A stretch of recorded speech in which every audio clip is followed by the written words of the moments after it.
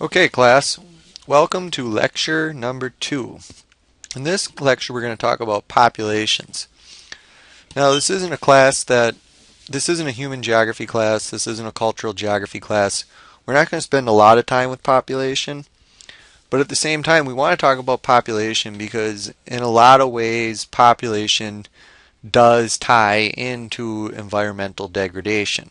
Of course, there's a lot of debate on how much population does tie into environmental degradation, but nobody can argue that the higher a population you have, the more resources it consumes.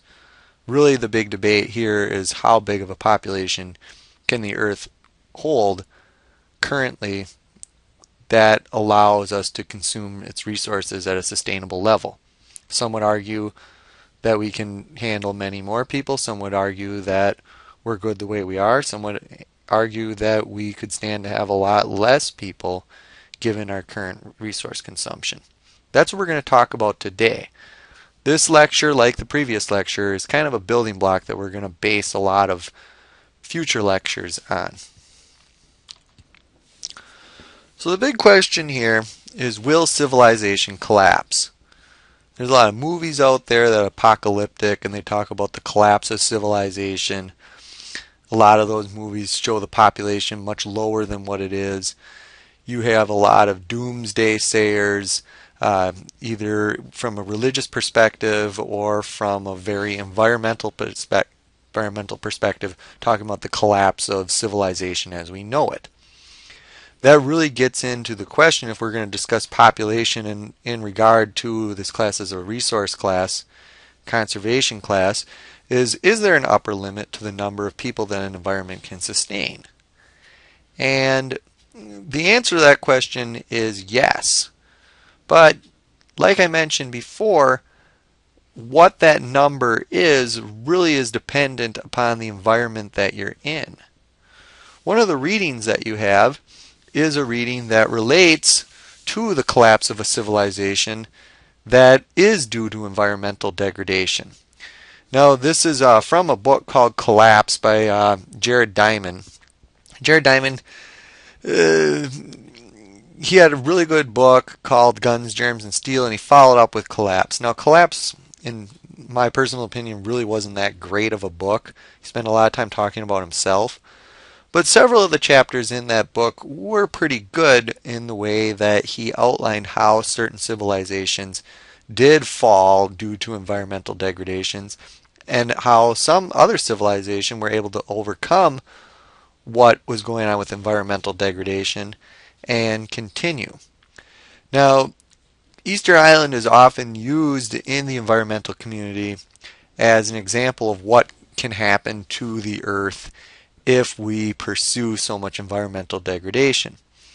Other people would argue that this is an island, it's a closed system, and what happened on Easter Island is very isolated and you can't relate that to a global environment. Regardless, it is a very interesting lesson to look at. And those statues that you see on Easter Island really represent what happened on that island after the moai were constructed. Now, the moai were constructed kind of like the way we construct skyscrapers or huge temples, or way of showing our wealth and prowess. What you had towards the end of this civilization was people were going around and toppling those statues in warfare. And when this island was first settled, it was completely covered in forest. But the archaeological records, if you start digging through them, you can start to see how these people got more and more desperate as time went on and started resorting to cannibalism towards the end. And why they resorted to cannibalism is in many ways related to the environmental degradation. However, there's a debate in terms of why it pursued so long. But what happened when Easter Island was discovered by Europeans, that's what the Europeans found, was they found a group of people who were very much destitute and engaged in this behavior to where they took that as how these people always were and how this island always was, but what they didn't see was how this island looked when people first started settling there. The first Polynesians arrived there. Very interesting chapter. I hope you like that chapter and expect to see some questions related to that chapter on your quiz. Let's talk a little bit about population more from just your general biology perspective. And a population, remember, is the amount of individuals or the count of a certain species in a given environment. So we can talk about the world population, we can talk about the population of a pond, we can talk about the population of deer in a given forest. Now, all those different environments have a maximum number of individuals that can be maintained indefinitely by, let's just call this the resources of the given area without depleting the environment's ability to produce those resources. So what that's saying is that every environment out there has a given carrying capacity. Every pond has a given carrying capacity. Every lake has a carrying capacity. Every forest has a carrying capacity. Of course, we can talk about the carrying capacity of the globe, but the bigger the environment you have, the more difficult it is to establish what that carrying capacity is. If you have a pond, anyone who's into fishing would know that if you have a pond, you can only stock that pond with so many fish before you have fish starting to die. Whether or not that's because the fish are consuming all the oxygen or they don't have anything more to eat, you can only put so many fish in that pond before those resources in the pond in the form of oxygen or food is overcome and you start to have die-off.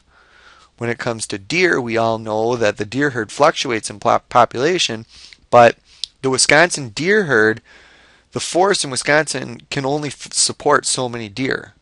And in bad years, those deer start moving into environments such as farms, actually they do it in good years, and into people's backyards. And there's only so many deer the environment can support. And this gets into lots of argument in terms of do we have too many deer, not enough deer.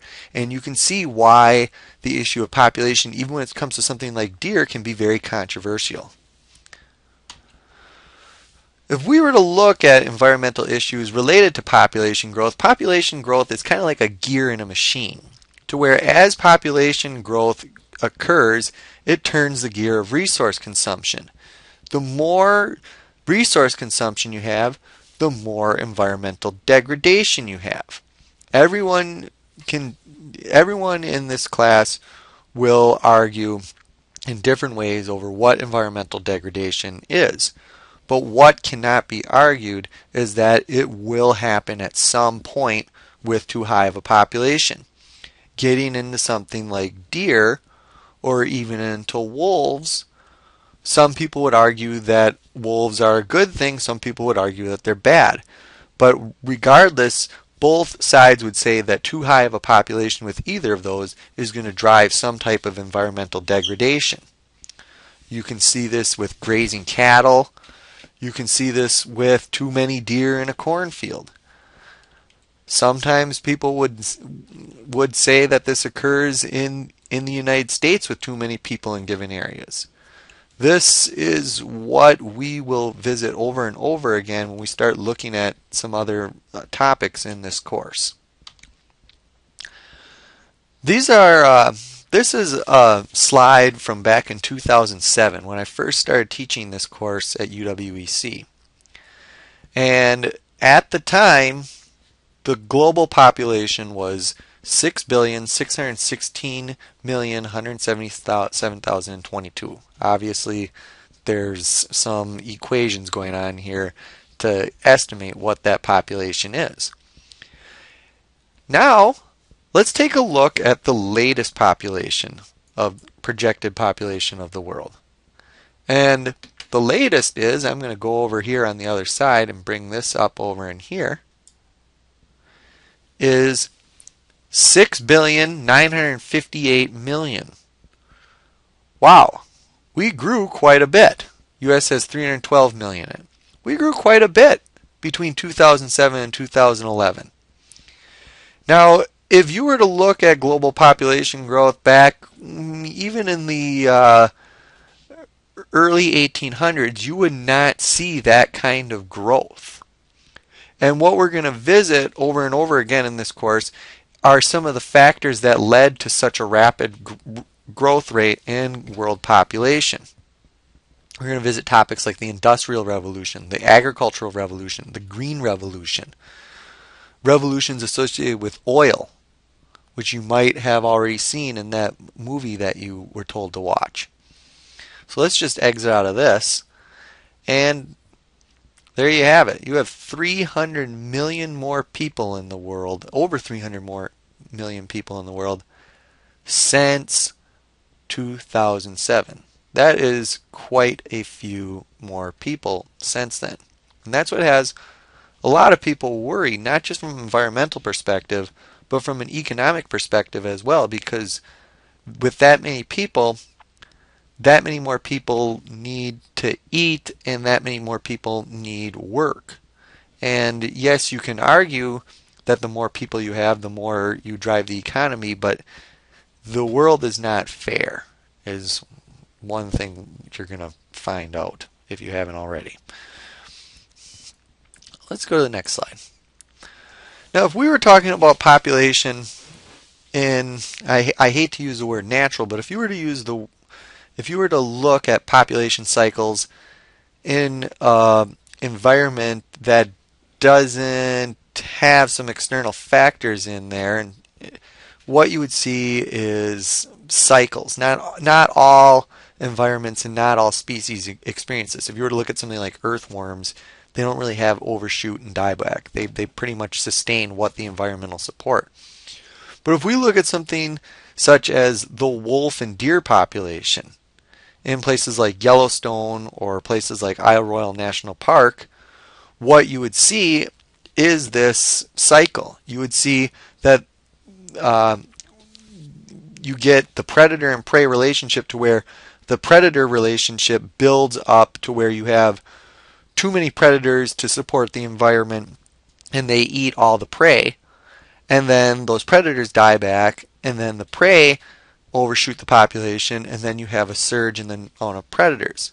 You can see this in places like ponds with certain fish species to where you have a blooming of the population of certain species of fish, and then they die back. One place we're going to look at this on is a place called the Salton Sea, and the Salton Sea has really, really big overshoots in population of their tilapia. And the tilapia actually end up overshooting so much that they consume all the oxygen, and then when they die, even more oxygen is consumed, and then every year you have these huge diebacks of tilapia to where millions upon them wash up on beaches. But this is normal. This is what you used to see with human populations as well when we were hunter-gatherers. Even back in the early days of agriculture, is that you would have human populations would get pretty big, and then you would have some type of a famine, and then you would have a dieback of that population. Now, getting into that environmental collapse, sometimes in these dieback cycles, in certain civilizations, that dieback actually caused these civilizations to fall. Sometimes the civilizations were able to stockpile, such as in the case of Egypt, to where they were able to fight that dieback. This gets into the carrying capacity of the environment. You'll notice that once that carrying capacity is overshot, you reach a peak, and then you have a dieback, and then it builds back up. The argument with the Earth perspective, in terms of the big picture, is have we exceeded the carrying capacity of the environment, and what type of a dieback are we going to get, if any? And this gets into all the different theories ranging from doomsday to nothing. We'll be sure to have a discussion on this after you watch the movie Home. We'll have a little bit of a discussion in terms of where you're at in the carrying capacity of the environment and where we as human beings stand in relationship to the Earth. When we look at human population growth, we want to look at it in terms of linear versus exponential. When what that means is you want to look at population growth exponentially. It's kind of like squaring the number 2. If you say 2 squared is 4, 4 squared is 16, 16 squared, etc. You look at this in terms of doubling time. Now, doubling time in terms of exponential growth is you just take the number 70 and then you look at the percent growth rate per year. And that'll give you the time it takes for a population to double. If we look at exponential growth related to linear growth or no growth, you would see if you hid $1,000 in your basement and never touch it, it would stay the same. If you have an account and you deposit $1,000 in there, and then every year there's no interest on it, you have a checking account, no interest gained, and every year you just throw $1,000 in there. That's linear. It's just going to grow by $100 increments every year. However, with exponential, if you deposit $1,000 and at 7% interest, that means it's going to grow at 7% of whatever that number previously was. This is where you hear the stories of people whose grandparents had $1,000 in the bank. They put $1,000 in the bank and then they died, and then somebody finds out about that account, a family member, and they look at it and it ends up being over $1 million. And that's because of that interest growth. That's what we have going on with the population, and this gets into if we have 7% interest, what we can say is 70 divided by 7%. So what's 70 divided by 7? Well, that's 10. So in 10 years, that's going to double. That's exponential growth. And so if we look at global population growth, we would look at the percent growth rate of our population and then divide that number by 70, and then we can get an idea of when our population is going to double from what it currently is. We'll visit global population growth in a little bit. Here we have a picture that's not very pleasant to look at. These are cockroaches in a room in a Smithsonian display, and this display shows how fast insect populations can grow. And the way this insect population grows is because it has a supply of food available to it. If there was no supply of food available to it, this population would not be around.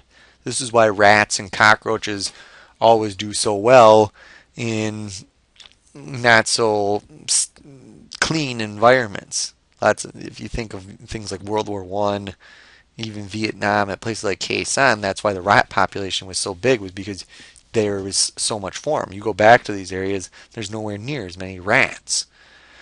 You take a look at this with houseflies, and you can see how exponential growth works. So after 56 days, when you have that hatch, you have 120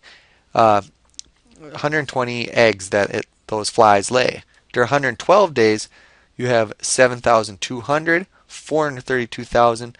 After just over a year, you have over 5 billion flies from where, actually 5 trillion, because there you have hundreds of thousands, millions, billions, trillions. So you have 5.5 trillion flies just over a year later. That's exponential growth. Now this is a little far-fetched, and this isn't exactly what we have as humans, but you get the idea of how exponential growth works. Human population does not grow linearly, it grows exponentially.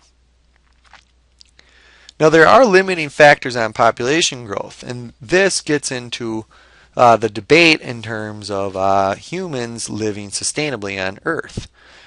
If you look at these limiting factors, especially when you start looking at things like human population in the past, or you look at populations in environments that are subject to disasters, you can see that some limiting factors are independent. So we could say a disaster on human population in coastal area could be hurricanes. If you look at that in volcanic areas, you could say things like volcanic eruptions or earthquakes. You look at others, you could have things like drought hitting that cause famine. In lots of ways, you're going to have that as a limit on population. However, lots of times these relate to this because what you also have in terms of limiting factors on population growth are density dependent. So the more people or the more numbers of a population you have in an area, the more they're going to suffer when these different factors come into place. But one of them is that no matter what, let's go back to the pond. In that pond, you can only support so many bass that you stock depending on how much food is available. So if you don't feed those bass in your pond, let's say you have fish feed that you feed them, that's an external source into that environment. If you didn't have fish feed, you would only be able to get so many bass before the amount of food in that pond just wasn't available to them. If you start bringing in fish feed, now you have things like disease. You might get it so crowded, you might get it so crowded that the bass start getting diseases. Or you could even look at this like with the tilapia in the Salton Sea. Others, relating to the pond again, is you could have a lack of oxygen. Density dependent, you can have these factors relate into it because the more of a density you have in a given area of a population, the bigger a natural disaster is going to be. But you might want to just think of some other factors related to both independent and dependent. Because what we're going to see later on in the semester is that we do have these issues. One thing that you might be thinking of, given the current situation right now with oil prices, is energy for humans.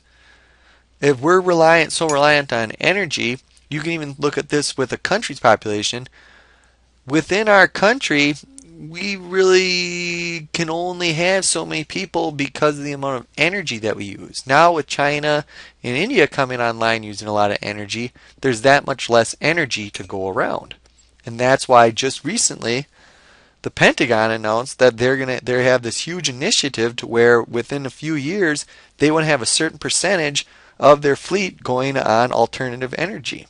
It's not that they're new age and they have this new feeling in terms of being environmentally friendly. It's just because they're coming under the realization that there's only so much energy to go around. And using alternative forms means that they're that much less dependent on their current supply lines. We look at human population in relation to linear versus no growth versus exponential growth. And what we see with this is that prior to the agricultural revolution, we had a period in human history where it was really no growth at all. Then right around 8,000 BC, this number is argued, what we see a rise, and of course there's falls. This is associated with famine. It's very difficult to establish what population they're talking about with this because we don't really connecting what was going on in Asia and Europe to what was going on in South America and North America is very difficult. But for the most part, if we were just looking at this from, let's just say, an Asian and European perspective, we had that linear growth. That linear growth occurring. Of course, you have dips in the population, and that gets into when we were talking about overshoots and diebacks. So you have these periods of famine associated with drought, different forms of climate change. And then right around here, we see a sharp increase. That increase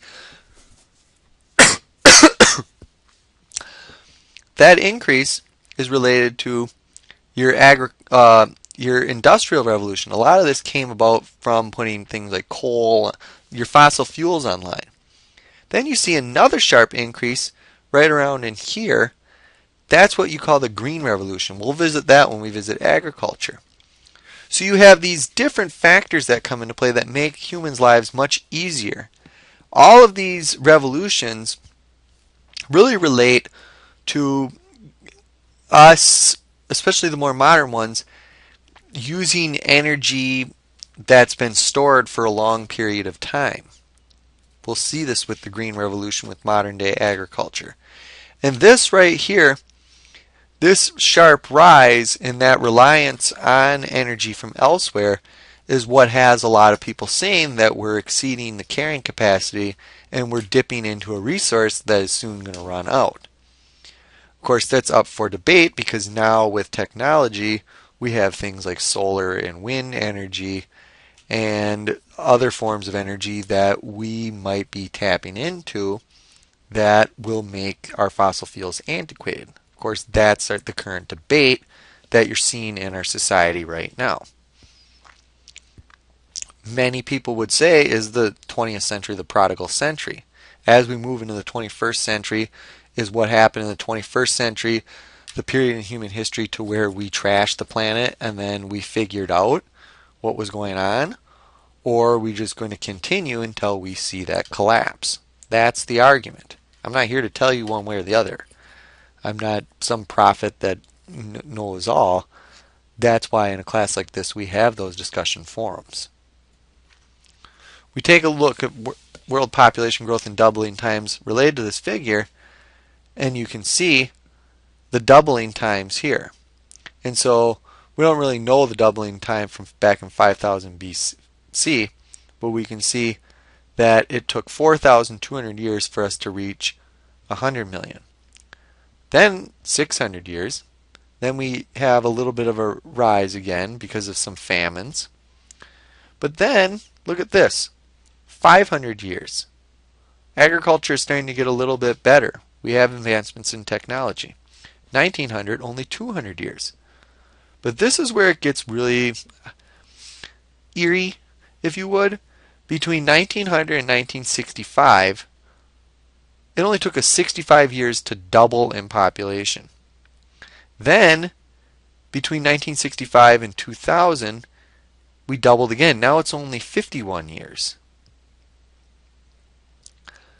Then, we're going to double again in 140 years. That's kind of spooky. And at what point do we exceed the carrying capacity of the planet?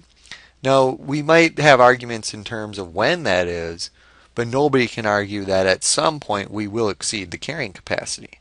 And that gets into looking at that picture of those cockroaches in that room. I mean, are we going to get to the point where that's what we have going on? Some would say that's what some of our cities are like. But at what point do we exceed the growth or the carrying capacity?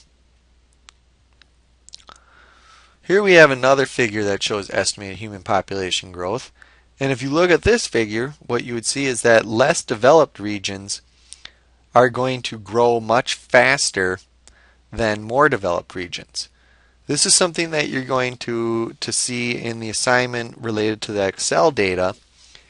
And this is what you might have observed yourself. If you start looking at places like Japan and Russia, France, Sweden, Switzerland, these places are either experiencing flat growth, very little growth, or even negative growth if you start getting to places like Japan and Russia. In both Japan and Russia, there's pushes for their populations to grow. They're worried that the population is so low that future generations aren't going to be able to support their old people, which we're going to visit in a little bit. However, in these other countries of the world, you're seeing a very different picture. You're seeing very, very rapid growth in those countries. This gets into demographic transitions. If we look at societies, countries in the world, they go through different phases. Now, different countries in the world are in different phases in where they are in terms of population. If you look at a very primitive society, which there's very few of these societies left in the world, this is where your birth rate and your death rate are the same. People are dying at the same rate that they're born. You have a stable population because you have both of these are high. You move into phase 2. Phase 2 is what a lot of developing countries, or otherwise known as third world countries, are at. These are places like India, lots of countries in Africa, especially the Sahel region of Africa. Some Southeast Asian countries are in here. This is where you have a very, very high birth rate, but at the same time, the death rate has gone down due to advances in technology, medical technology, due to advances in agriculture, providing more food for people to eat. So the mentality is still there that we have to have lots and lots of children, but at the same time, the death rate has gone down to where now you have an explosive growth in population. Now, if you're in that situation, you can run into a lot of problems. And so what countries of the world want to do, or societies want to do, is they want to move into phase 3. And phase 3 is where you have that declining birth rate along with that low death rate. And then finally, what you have is modern stability, to where you have both a low death rate and a low birth rate. The problem is if you move from this phase into this phase too fast, what you get is you get problems with supporting your older population. Now we're going to visit that in the next few slides. I don't want to spend too much time on that, but it does relate in a lot of ways to resources, because we need to have people to support the resource base we have. Modern stability, if you want to look at a place that has modern stability, you look at a place like Sweden. Their birth rate and their death rate are pretty much the same. So what drives people to reproduce? These are called pronatalist pressures. Children can be a source of pleasure, pride, and comfort. This gets into that previous diagram to where in phase 2 you have a source of support for elderly parents. This is what it used to be like in this country, to where elderly people would have lots of children because those children are the ones that support them in their old age. There was no old folks home. You would take care of your parents. And it was kind of this thing that passed from generation to generation.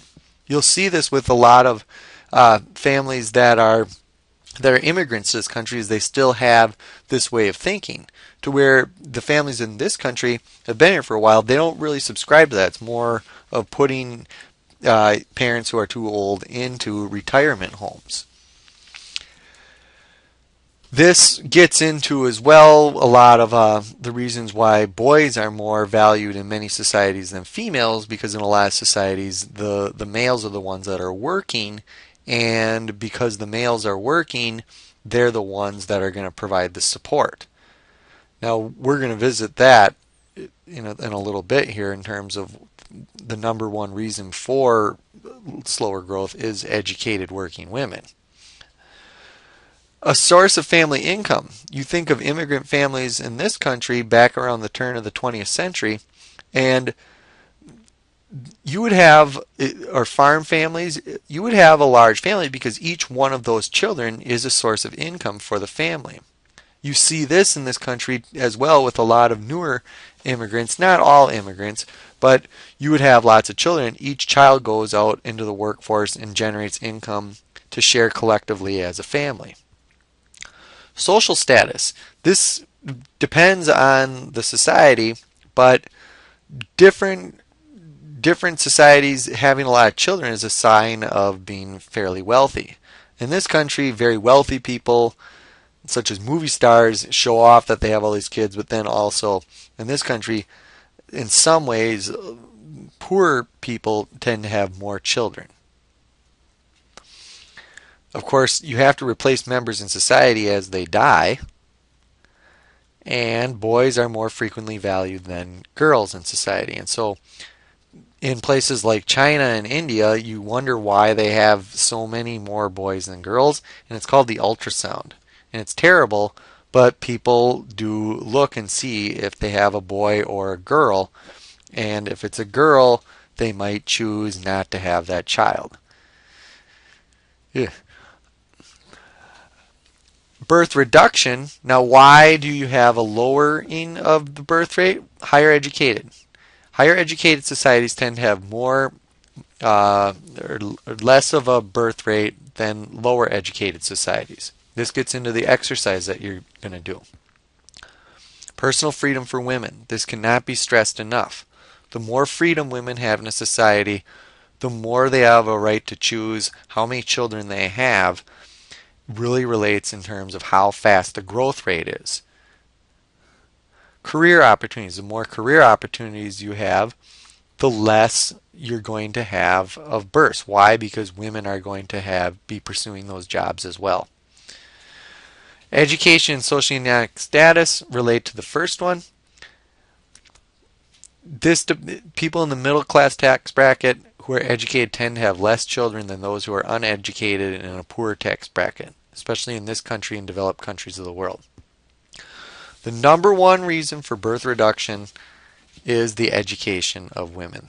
This is what's been found over and over again in all of these studies done around the world, is that societies that have a lower birth rate tend to not have the problems with explosive population growth is because you have educated women in the workforce. We want to take a look at expansion of the human population here. The human population has really expanded since the beginnings of the Industrial Revolution. If we look at the human population in 1800, we see density, a high density here. We see it here on the East Coast. We see especially here in the industrial areas of Europe. We also see it in these areas that are colonies of Europe. Now let's look at 1900. Even more explosive growth still in those colonies. We see a westward expansion of humans, or of population growth in the United States. We look at this in 1998 and we see a very, very different picture. We still see that line right here, right around the Mississippi River, but we see a very, very high population density in this area. We see it throughout India. We see it going way into the interior of China and throughout Southeast Asia. We see a high population density in these coastal areas of Brazil. This is where we start thinking of environmental degradation, because this area of the world is really in dire straits. What you have going on right now in this area of the world is really a catastrophe in many ways. Is this related to explosive population growth? Many would argue yes. We look at the growth rates here, and we can see that we have very, very high growth rates related to that very high density. We have a very high growth rate in here. This is the interior of Brazil. This is your rainforest area. You see that really within the Amazon rainforest basin. And we all know what's going on in there with the deforestation. This is what's also occurring here in Africa. Now we're going to visit that again when we start looking at agriculture, because lots of this growth in this area and in this area is because of the expansion of agriculture into former rainforest land, in terms of planting sugarcane or soybeans even. Over here, the same thing. You have countries of the world like Kuwait and Saudi Arabia. They're actually buying up this land and leasing the land for them to grow the food for their countries, because these countries cannot grow the food on their own. Another one that's recently in the news for its revolution is Libya. Libya has a great amount of wealth. They don't really have any economy other than petroleum, and their agriculture is nearly non-existent. So they have to bring in their food from elsewhere. Where are they doing it? They're leasing the land in these former rainforest areas to support that. We also can look at population growth rates here, and this is very interesting in here, because this relates to resources and energy, because this area has a very, very rapid population growth, not because it's a pretty climate and people like it. You might be able to say that here in the Southwest, but here and here and here, that's growing because of the fact that people are moving there, because of the energy resources are bringing the jobs. So you look at a place like Canada, a lot of the people who formerly lived over here in this fishing economy, and when the fishery collapsed in Newfoundland and Labrador, all those people who were out of work moved here to where the money was. And that's why this belt of oil and natural gas is growing so fast in population, is because of an energy resource. All these different reasons in terms of why populations are growing. We look at a place like Africa and we can see a very, very high birth rate. Northern India, same thing. Portions of China are growing at a very rapid rate because of government incentives, actually mandates of getting people out of rural areas and into cities. China's trying to develop many of its areas. So we look at this. This is what you would call a cartogram, and this shows population growth or negative population decline. You look at this blue, this is population decline, and you can see this area, it's called the Rust Belt. Lots and lots of people are moving out of these areas down into these areas. Now the implications here is that we have this huge swath of the country that used to actually have a decent amount of people in it that are leaving in droves for these areas. Now this is an area that's seen a lot of growth, but this growth is in an area that doesn't have a lot of water. And when we visit water later, we're going to see what's going on in terms of all the issues going on with water shortages in these areas and these ever-increasing population numbers. And it gets all the way into proposals to divert water from up in here over to here. Very, very interesting in terms of how population changes within a country relate to our resources as well. Now, one thing that's kind of boring, but we're just going to look at a few of them, is your population pyramids. Now, population pyramids show in a lot of ways implications for what's going to happen with a population in the future. So this would be considered a perfect population pyramid. This is fake. Fredonia doesn't exist. That's where you have a healthy population of young people to move up and replace the people in this area in their reproductive years and in their working years. This is when people are working and contributing to a society. These people are supporting both here and here. When you get this pyramid not so perfect like this, these people are not, there's not going to be enough people to support these people, or there's not enough people here to support all these people. So we look at something like Niger. Niger, with a rapid growth rate, has so many people down in here that there's not enough people in here to support all of them. Not only that, you have too many people here to where this area is going to get flooded with people in terms of jobs and resources as they get older. And not a lot of people are dying off in that population.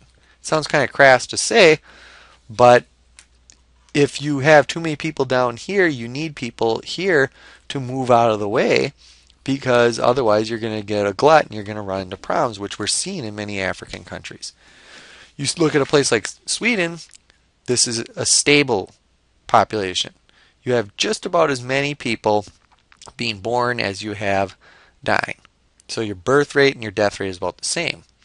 You look at a place like Singapore, or this could be Japan, or this could be Russia, you have this big bulge of people right here in the middle.